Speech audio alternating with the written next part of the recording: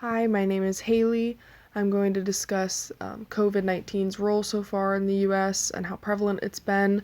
So, the CDC believes that after originating in China, COVID-19 spread to the US in January or early February. It was first seen on the West Coast in states like Washington, Oregon, and California to begin with.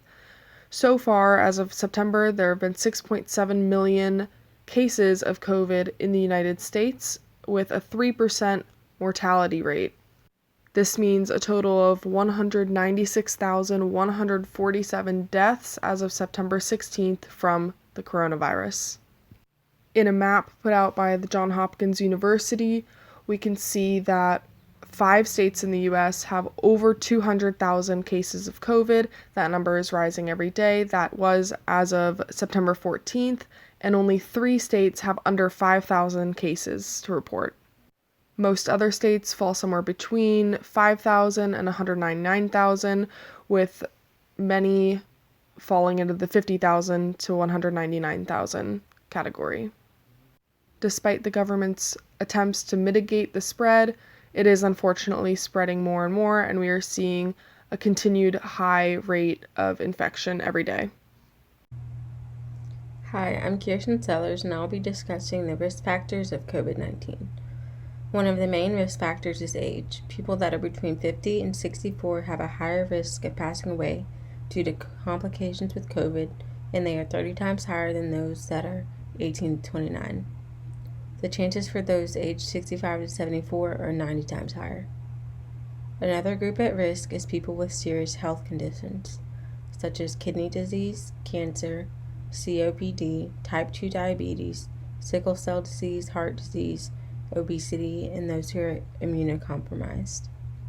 Social determinants such as race, ethnicity, poverty, and physical environment, for example, smoke exposure or homelessness, can also affect COVID 19 outcomes. Essential workers are at a higher risk too because they are potentially exposed to COVID 19 at a higher rate. Hey, I'm Emily Henriquez, and I'm going to break down the coronavirus just a little bit more. So let's look at this picture on the infographic. The disease agent here is a virus that belongs to the coronavirus family. Coronaviruses are usually round in shape, and they have spikes on them that latch onto a host. When you look under a microscope, you can see the spikes, shown in red on the infographic. It looks like a crown, which is why it's called corona. Corona means crown in Latin. So how do we stop a virus like this? Let's look at some interventions to help slow the spread. Since there's no vaccine and no known cure to this virus, the most important treatment is prevention. The CDC encourages everyone to wear a mask over their noses and mouth and to wash their hands often. Try to limit contact with shared surfaces and keep a 6-foot distance between yourself and others. Also, try to delay trips or visits to friends or family to slow the spread as well. Keeping your distance and prevention is the best way to slow the spread. My name is Ivan Plancart, and I will be discussing how to manage the pandemic as well as how to treat your symptoms and what to do if you come out positive or how to go about that situation.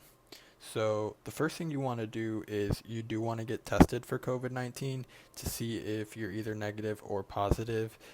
Right now, we don't have an effective treatment yet. I know there are a couple of vaccine companies that are in their later stages of clinical trials and they're waiting for approval rather soon.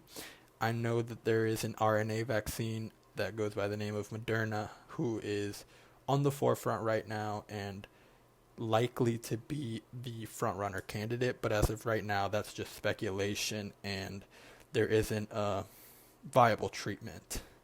However, if you do test positive, you should definitely quarantine for 2 weeks and self isolate if your symptoms are mild. If your symptoms are severe, you should contact your healthcare provider and make the decision to whether you want to go to a hospital to receive extra care or not. And lastly, for me, you just want to remember that you're following and respecting all of the protocols and guidelines. As mentioned earlier, prevention is the most effective way to treat this virus as of right now. So we just have to make sure that we're always wearing a mask when we go out and we're washing our hands as often as we can. And just a fun fact, some pets have actually tested positive for COVID-19, but the risk of transmission is very low, so I wouldn't be too alarmed. And a particular study also found that people with a specific blood type have a higher chance of coming out positive, testing positive for COVID-19.